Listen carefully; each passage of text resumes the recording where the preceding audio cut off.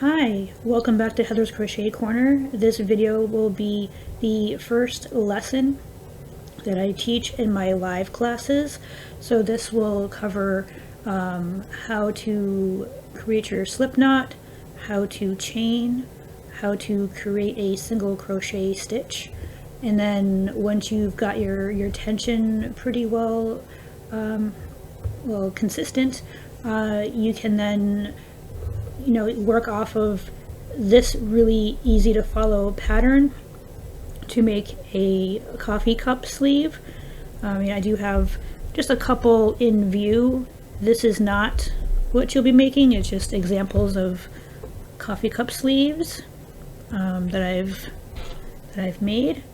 What you'll be making is basically a very simple version. These are simple crochet stitches done in a single crochet, but I've opted to do back loop only, which I'll explain what that is when we get into it. It's got a bit of stretch, and once you've fastened off and you sort of sew up the ends where it meets up, it's going to be a perfect size for any little to-go cup for your coffee or tea or hot chocolate or any hot beverage. So these are great little stocking stuffer gifts. They're good for anybody who drinks, hot beverages. So yeah, they're great gifts. Everybody loves to receive those. So let's get into it here. Let's see.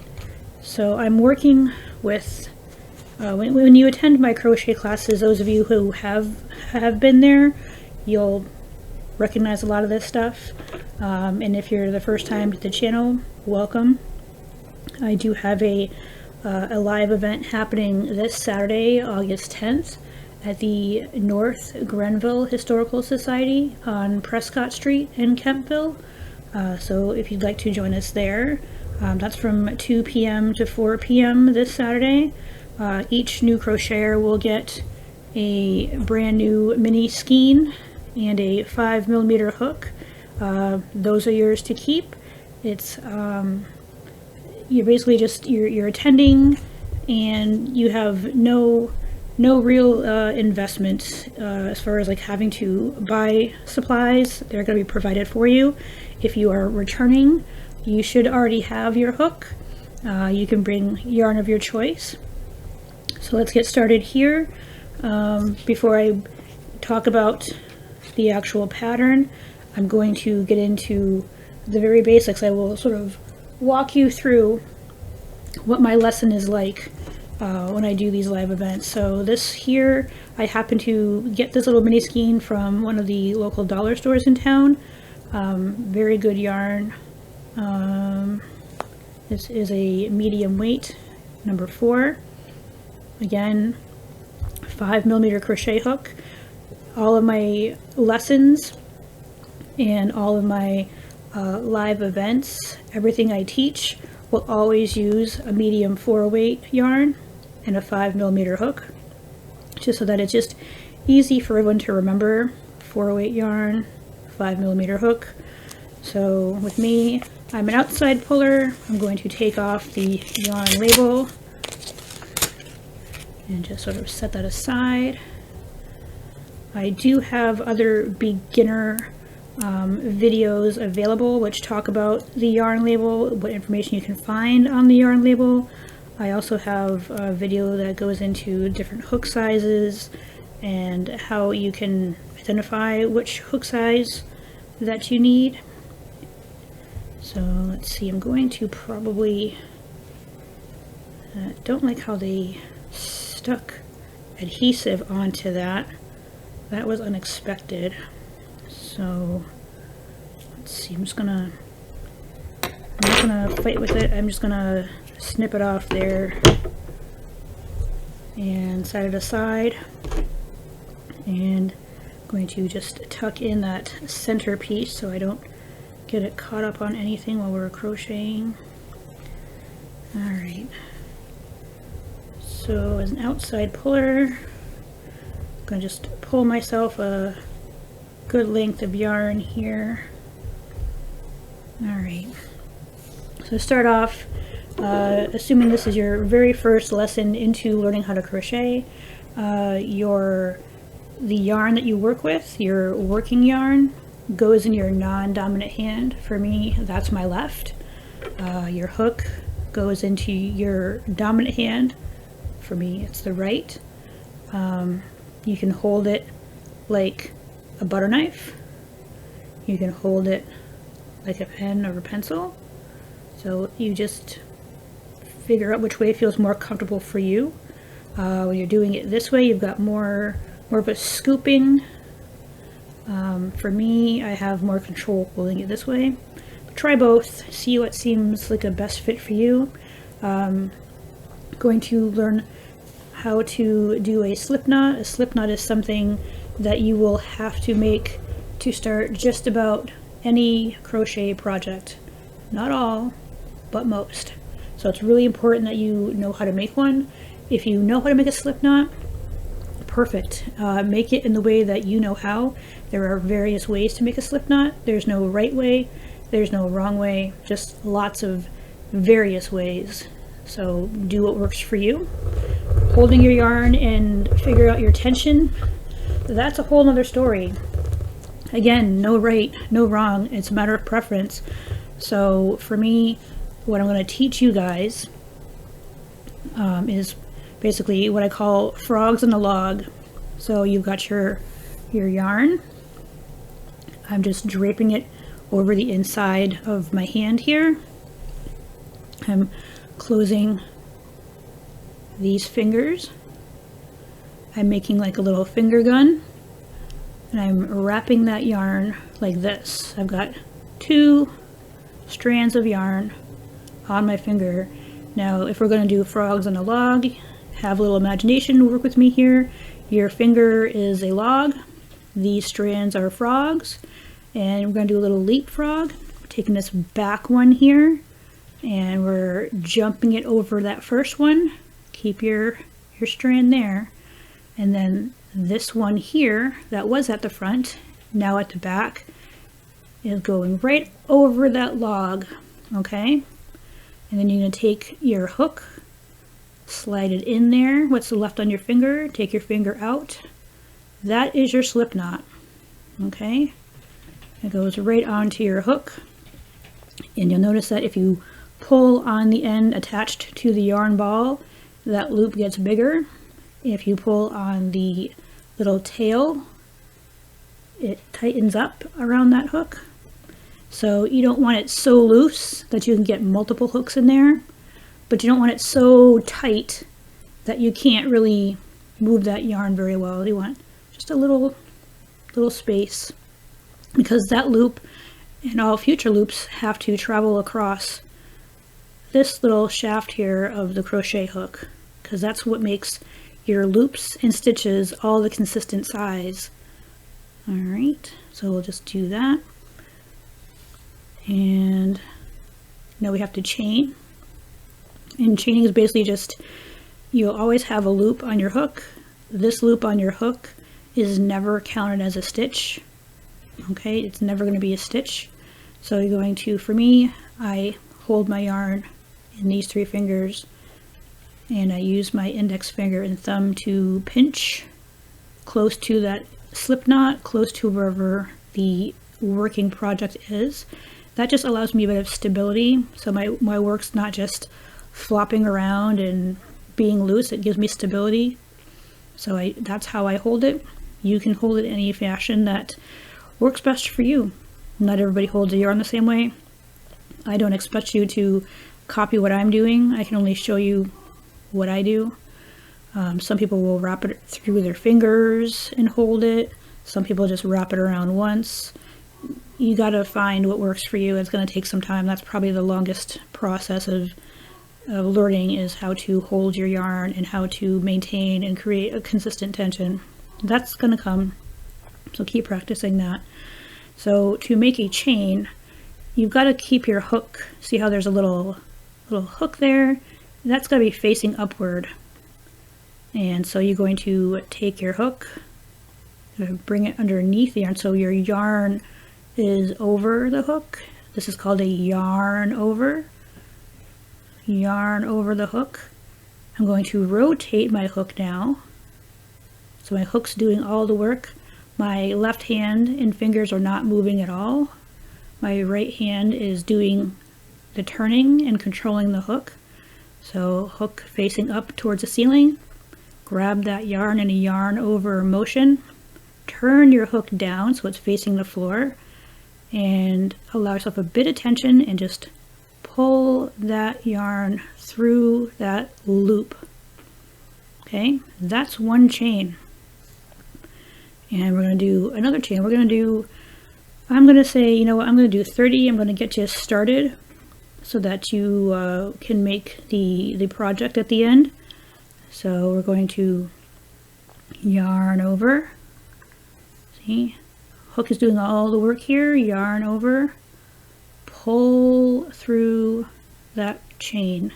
That's 2.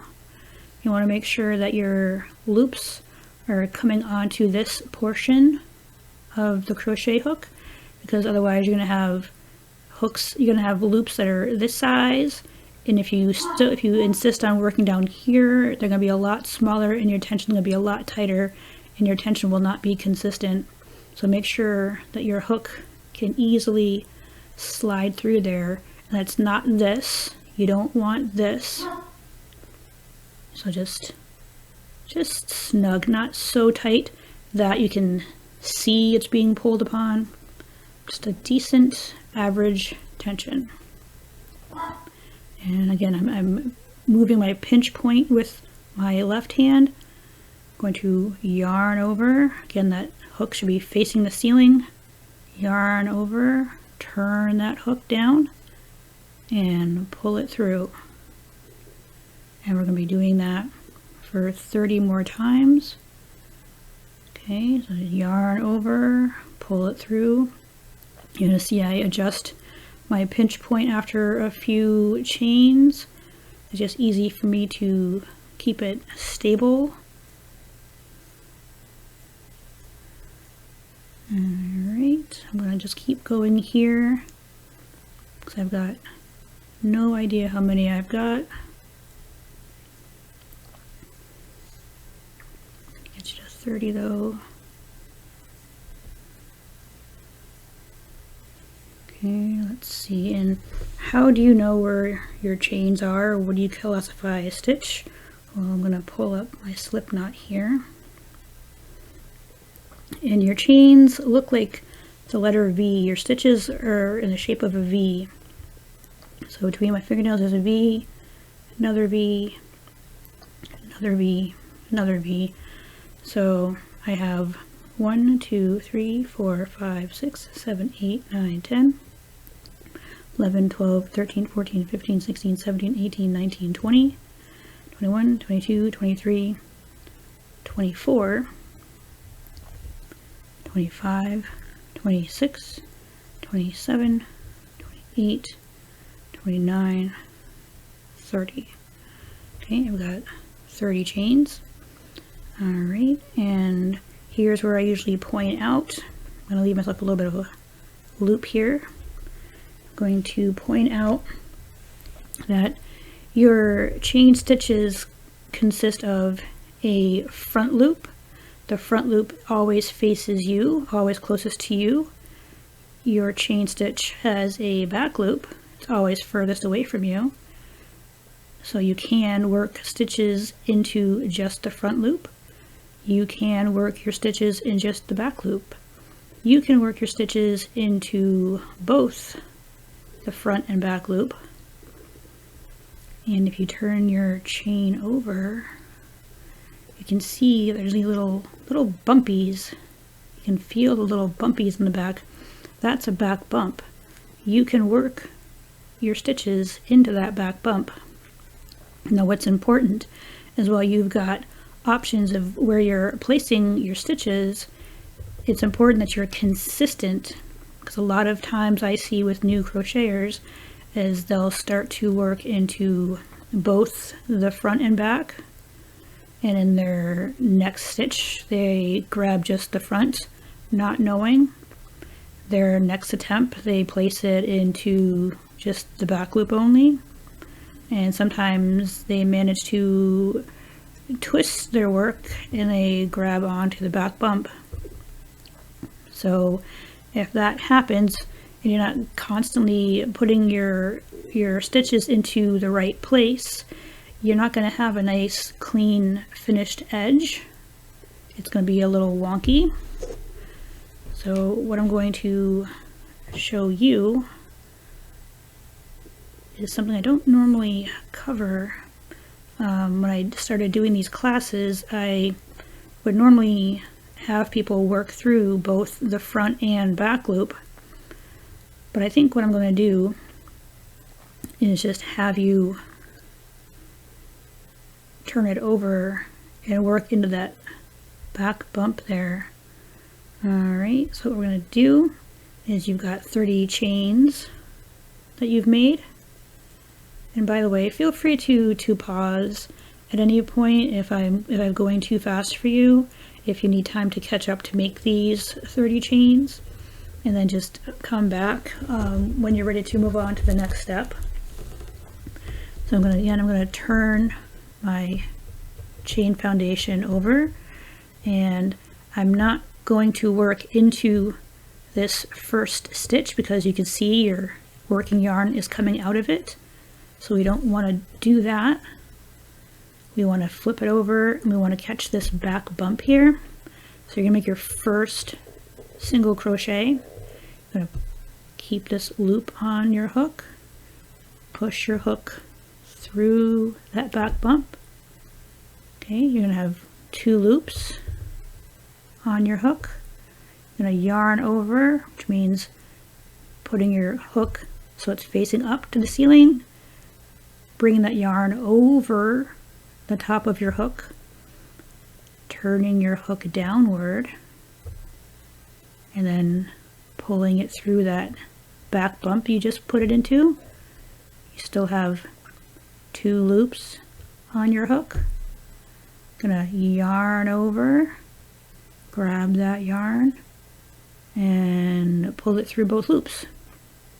That is your first single crochet stitch. You're going to do that in each of these back bumps down the rest of this chain. So I'm going to do that again. Going to go into the next back bump. Okay, so you've got your previous stitch you just did. You're into the new back bump here. You're yarning over.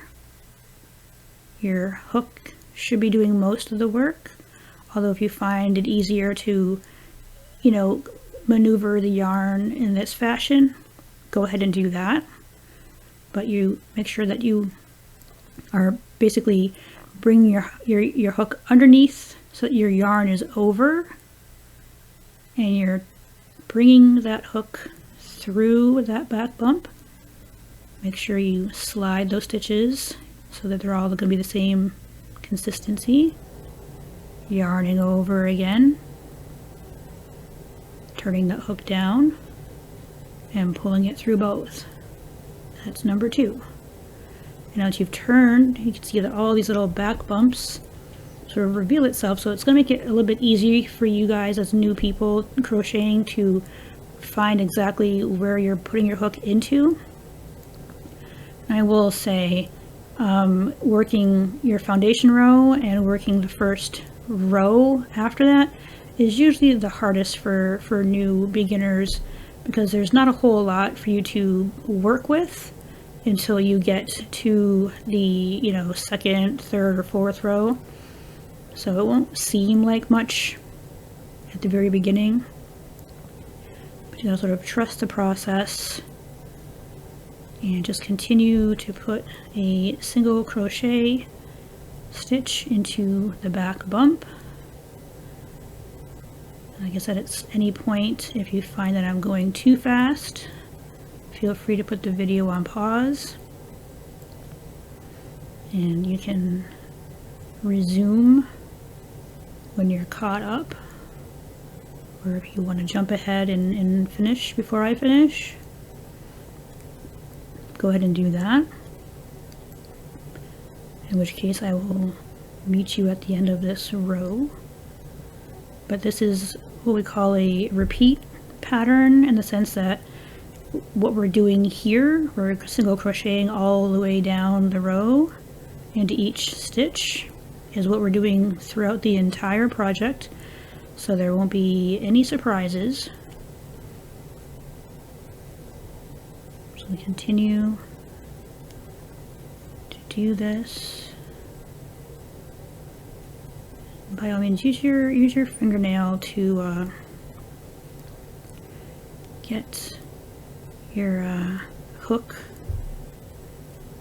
through that back bump if you find it a little bit difficult to do. Okay, almost done. I say almost, there's probably like 10 more stitches. But just continue placing a single crochet stitch into each of those back bumps.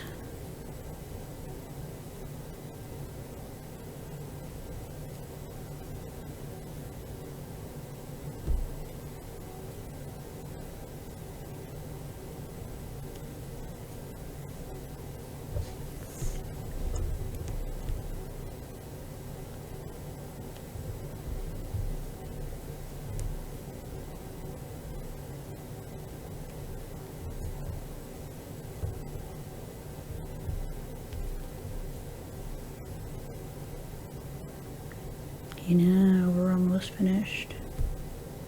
Looks like one more.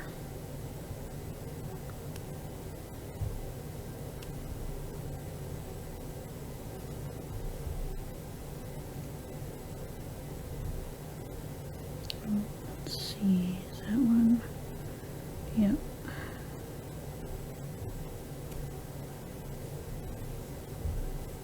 Okay, row 1 is completed. I'm just going to pull out a little bit of yarn here. I'll probably just put it on the floor, that way bounce around. Alright, so now we've just finished our first row.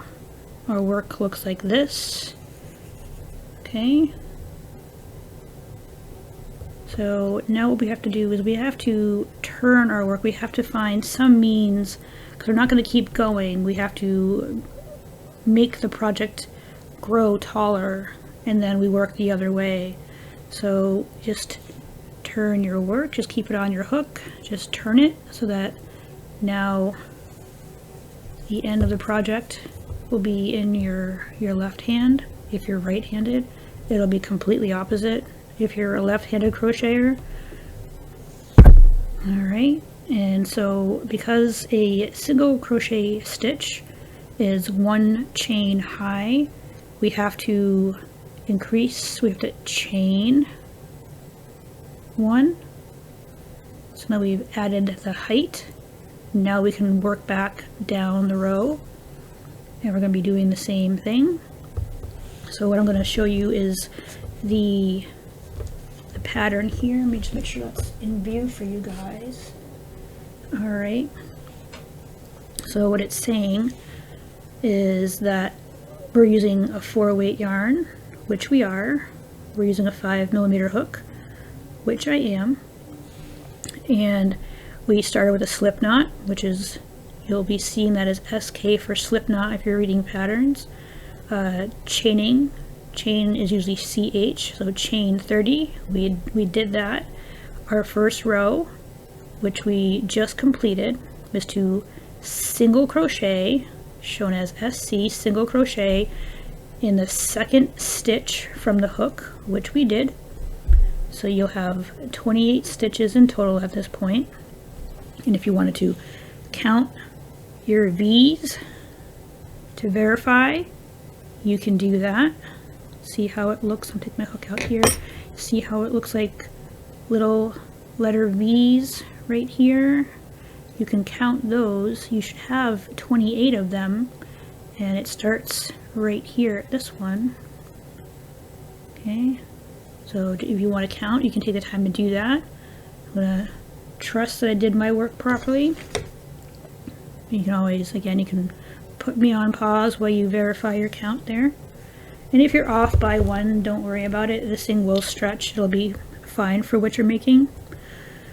And we have just turned our work. We just chained one because a single crochet stitch is one chain high.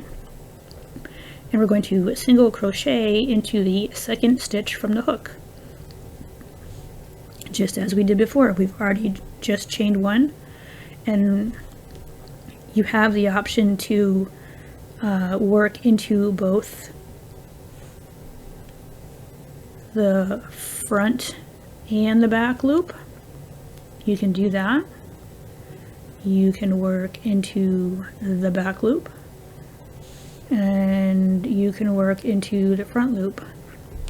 Now this particular swatch demonstration piece here, I worked into the back loop because it gives you a lot of stretch in both directions. So even though this is going to be great for your small and medium, like to-go cups from Timmy's or Starbucks, it will also offer enough stretch to fit your larges and your extra larges. So that's why I opt to do a back loop only. You can do it in both if you'd like, but I will do it in the back loop only. So what that means is I've already done my chain one, and again, I'm not working where my yarn is coming out. I'm working into this second chain. This is the second chain from the hook. That's your first. I'm pinching the second. So I'm working into just the back loop, okay? And I'm going to, again, yarn over, grab that yarn, bring it through, two loops on the hook. Make sure it can slide easily over that section of your crochet hook. Yarning over, turning my hook down to pull it through. That's your first single crochet of row number 2. And we're just doing that same thing all the way down. Okay, insert that hook to the back loop only if you're following what I'm doing. If you're doing it through both, then do it through both. Yarning over, pulling it through that back loop, making sure again your stitches are on the shaft so it keeps your stitches consistent. Yarning over, turning your hook down, pulling it through both loops. That's number 2. And you're going to continue to work your single crochet stitches in that same manner. So if you are following along with me, continue doing it in the back loop. If you've opted to go into both front and back, continue to go through both front and back. But I'm going to sort of speed things up. Again, you can pause me at any point. You can resume whenever you're ready.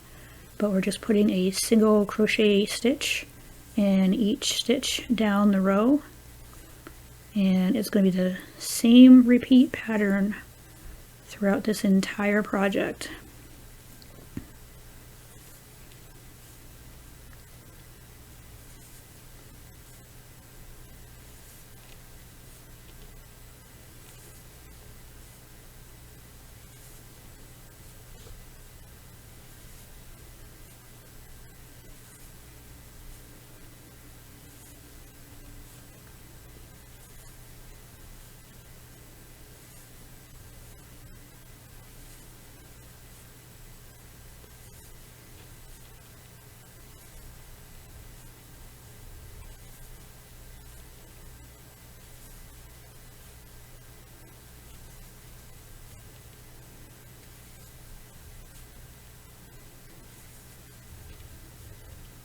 Okay, something I probably should have mentioned, I often take it for granted, is that you can use stitch markers to make it easy for you to, I guess, identify where your last stitch in the row is.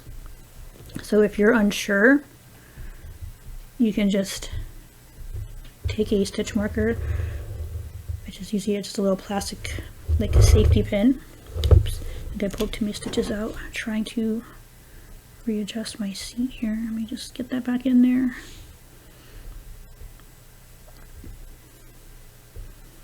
See, there's my last V. You can see that last V there.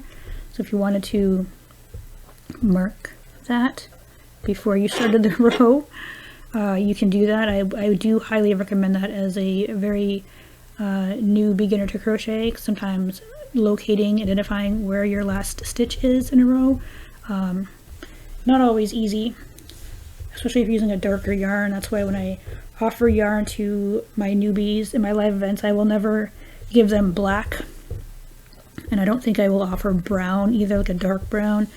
It's really hard to see where you're working into with those colors, but once you are comfortable and you know where your stitches are, you can identify them, then by all means use those colors. But for absolute beginner, I don't recommend it.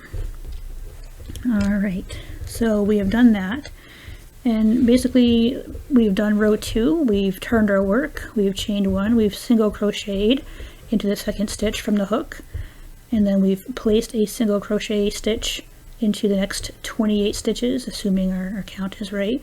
So at this point you should always have 28 stitches. If you've got 27 or if you've got 29, that's fine. This is still going to work out for you. You don't want you definitely don't want less, because then it would only fit a like a small and a medium. But if you are hoping to get like a 1 coffee cup sleeve to fit all, it's better to have at least 28. So we're going to continue. We are on row 3. This project is 12 rows. Alright, so we're going to do 12 rows. I'm not going to do that on camera with you. I'm going to leave you guys to do that on your own. But if you are able to follow along up to this point and you understand what's happening, you can continue.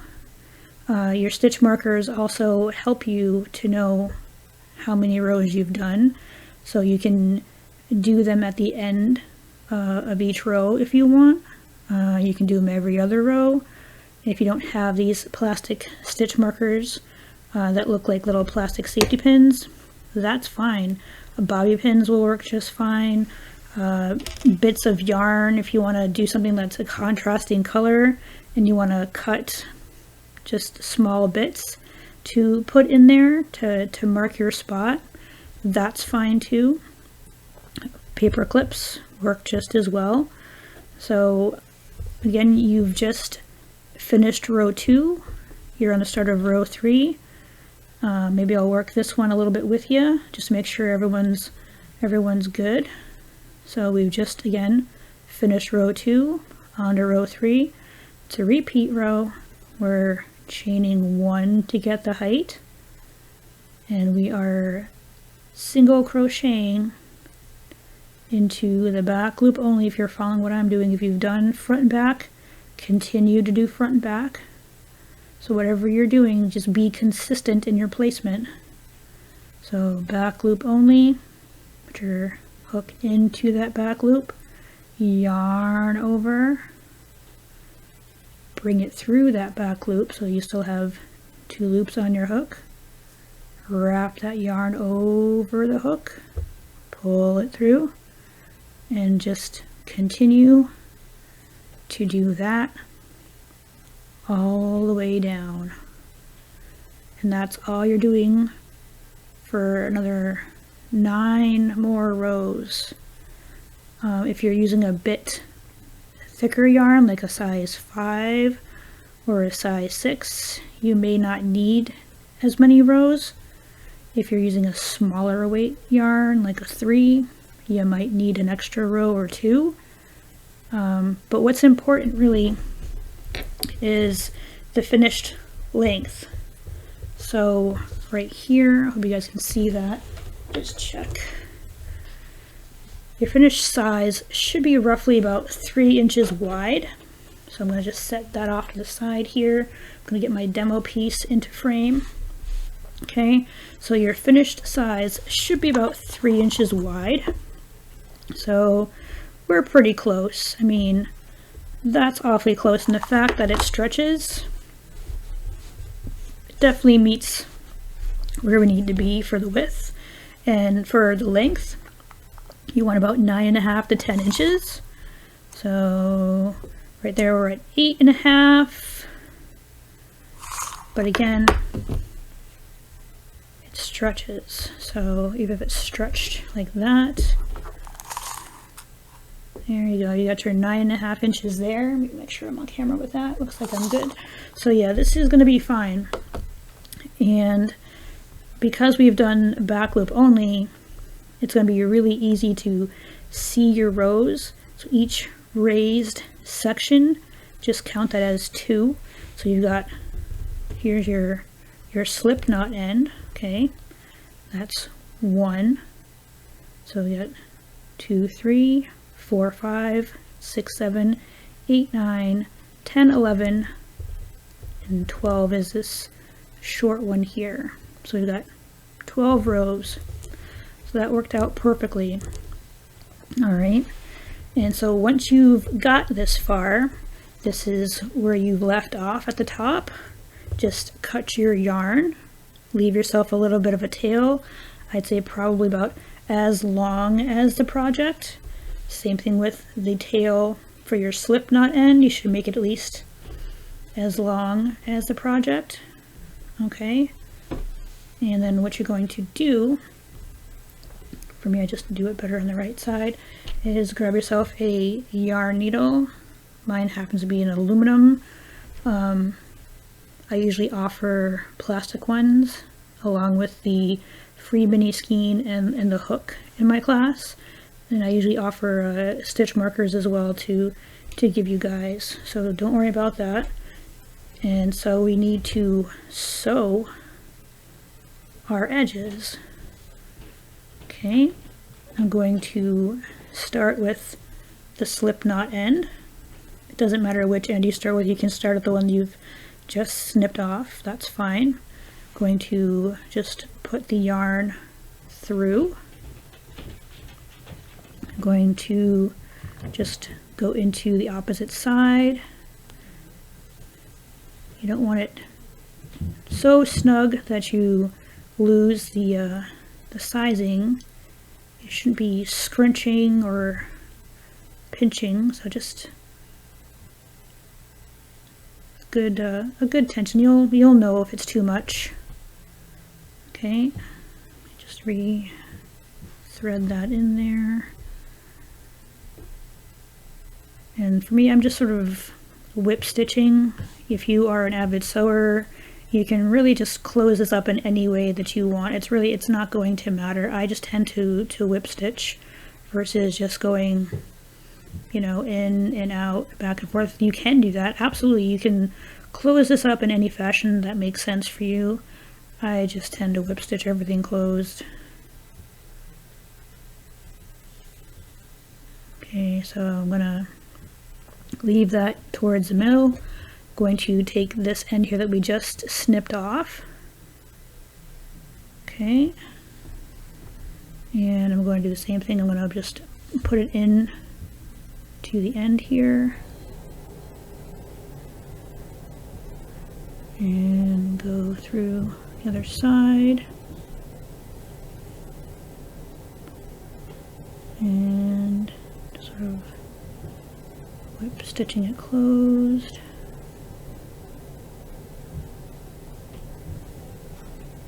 Okay, whip stitching it closed.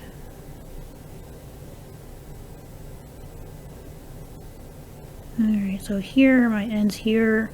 What you can do is I tend to just want to knot it here, just so I know that both ends aren't going to come undone. So it doesn't have to be a super tight knot. You don't have to crank down on it. So just so that it's sort of snug, give it a little double knot to help sort of make sure that's not going anywhere. And then what I do is I usually grab both ends together and I feed it through the yarn needle. There we go. And you sort of just hide your ends. So I usually just go in and out, in and out. Oops, I think I only caught one. That's fine. We can hide this as well. Out, in and out. And then you can go back the other way just to make sure. Let's see, just give a pull.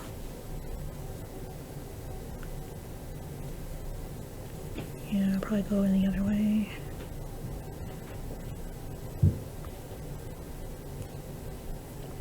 Okay, so we will, here we go. And then just work that into that seam, in and out, catching several stitches along the way. Okay, just pull that through. Just give these a little tug to kind of hide that there. Alright, that should be good. And once you're satisfied that your ends are hidden, you just snip them, and then you can hide that by turning it inside out. Okay, see? And to make sure it actually fits, you just stick your cup. Okay, this is a 12-ounce cup, by the way, so this is probably equivalent to like a small, I don't know if mediums are like a 16, I'm not sure, but this is 12 ounces, but yeah, it fits great, and it's wide enough. If you have larger hands, you might want to go an extra couple of rows, but for me, I'm not going to burn my hands on whatever hot beverage I'm drinking at the time. So yeah, that's your coffee cup sleeve. That's a project I offer as my during my first lesson for crochet. So what you've seen here is exactly what I would show you if you were in my live classes for lesson number 1. This is exactly the same make at home project. So if you're having trouble getting your tension in class, that's why I give you the yarn and the hook to take home, so you can practice your tension, and once you feel like you've got that down, you can follow along with the pattern here. It's a 2 pattern repeat. Basically it's a 1 pattern repeat. Once you get your chain row in and you start your first row, you're just continuing to do that throughout the rest of the project. 12 rows. Again, what's more important is your sizing.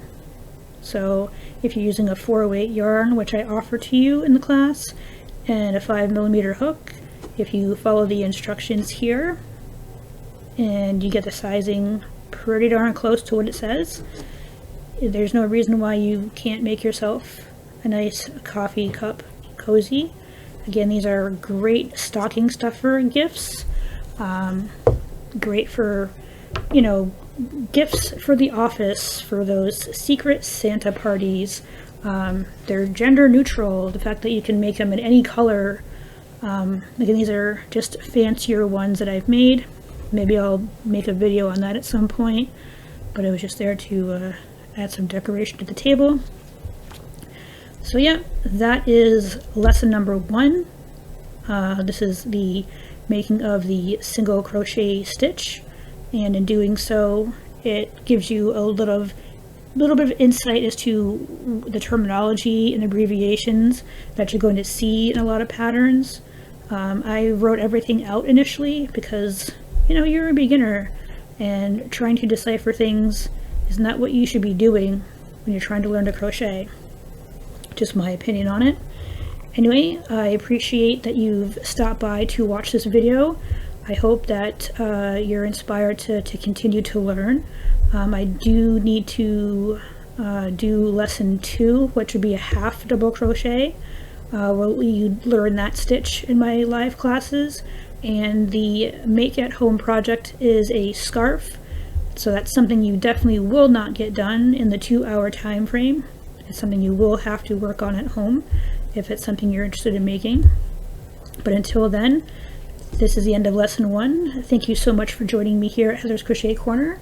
I appreciate that you join me for all these videos. It'd be great if you could just leave a comment if you had any questions, if there's anything that you want me to cover, if anything didn't make any sense. Otherwise, if you're good, I'll see you at the next video. Thank you so much.